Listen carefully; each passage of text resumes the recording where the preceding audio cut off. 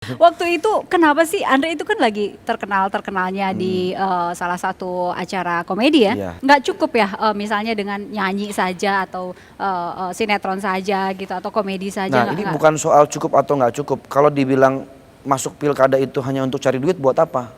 Toh saya sebelumnya udah banyak duit kok gitu kan. Jadi lebih kepada memberikan bentuk sebuah pengabdian kepada masyarakat. Keluar uang banyak nggak? Enggak, saya malah nggak keluar uang.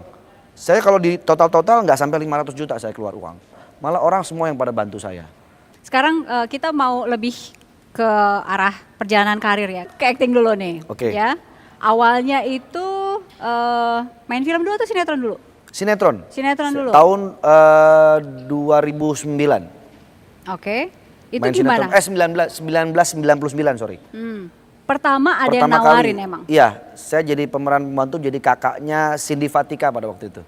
Ngelihat muka saya dengan Cindy Fatika mirip jadi castingnya dapet, udahlah jadi kakaknya gitu. Mirip ya. Ini kita ada cuplikan yang ingin kami perlihatkan ke Bang Andre ya.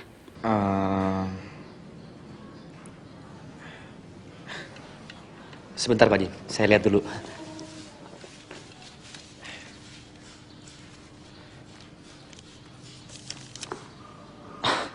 Islam Pak Ji, Islam. Tidak ada yang sulit buatmu Allah. Jadi apa susahnya engkau melumerkan kekerasan hati Haji Romli dan menjodohkan aku dengan Sarah? Please Allah. Please. Mohon dengan sangat. Kalau yang tadi yang mirip atau enggak dengan Cindy Fatika itu cerita cinta, Cerita ya. cinta itu, yang barusan dari yang Kiamat barusan Sudah ini Dekat. adalah Kiamat Sudah Dekat. Ini filmnya. Inilah yang membuat saya pada waktu itu masuk menjadi nominasi aktor terbaik. Woi, luar biasa. Nominasi? Nominasi. Dapat. Saingannya Pak Haji Deddy Mizwar. Waduh berat. berat. Yang menang Pak Haji Deddy Mizwar gitu. Oke. Karena kalau saya yang menang, wah saya durhaka nanti. Saya banyak belajar dari Pak Deddy Mizwar.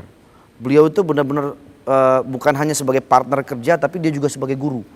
Makanya saya banyak belajar bagaimana acting ekspresi, bagaimana acting ketika menangis, marah, pokoknya dari beliau. Jadi syuting tapi sambil belajar. Makanya saya digembleng sama Pak Haji Deddy Mizwar pada waktu itu. Oke. Tapi itu acting yang susah nggak atau buat Andre di atas kapal bicara sendiri sama Tuhan gitu? Susah banget. Udah skripnya panjang, kan kita pertama harus ngafalin dulu skripnya. Terus yang kedua, kita ketika acting ya harus sudah hafal kan, ditambah dengan ekspresi dari mulai nangis, marah sampai akhirnya diem. Itu ada 3 ekspresi, marah, terus nangis, terus akhir lama-lama diem. Nah itu perubahan-perubahan ekspresi itu yang bikin energi banyak keluar. Gampang mana sama nyanyi? Nyanyi dong Gampang ya? nyanyi. Kemana-mana? Wah nyanyi mah enak. Nyanyi dong sekarang? Aduh. Ada gitar nggak? Nggak ada. Gitar gini. Kalau orang ngelihat saya di mana-mana gitu kan. Pasti mungkinkah ya? Pasti mungkinkah gitu. Ya udah nggak apa-apa itu aja. Mungkinkah lah ya. Ya nggak apa-apa ya. Ya. Mudah-mudahan pada hafal. Refnya aja ya Mbak ya. Iya dari awal sampai akhir juga Karena kalau boleh. dari awal nanti kepanjangan. Mungkinkah ya? Tahun berapa ini lagunya? 97. 97. 97. Album berapa itu? Album pertama. Ya udah. Yang nyiptain siapa? Endang. Hah? Endang. Endang. Itu Gitarisnya bagian- sama Irwan berdua waktu itu. Jadi Iya, iya. itu lagu udah lama terus begitu dibikin meledak gitu. Meledak Booming gitu maksudnya. dan jadi terkenal karena masing Top banget 1 juta kopi waktu itu. Wow, bagian sini ditepukin dong. Ya udah Gitu. silakan. Udah selesai nyanyinya ya? Oke sama-sama ya. Mungkinkah kita kan selalu bersama walau terbentang jarak antara kita. Biarkan ku peluk erat bayangmu untuk melepaskan semua kerinduanku. Oh goodbye. Terakhirnya itu.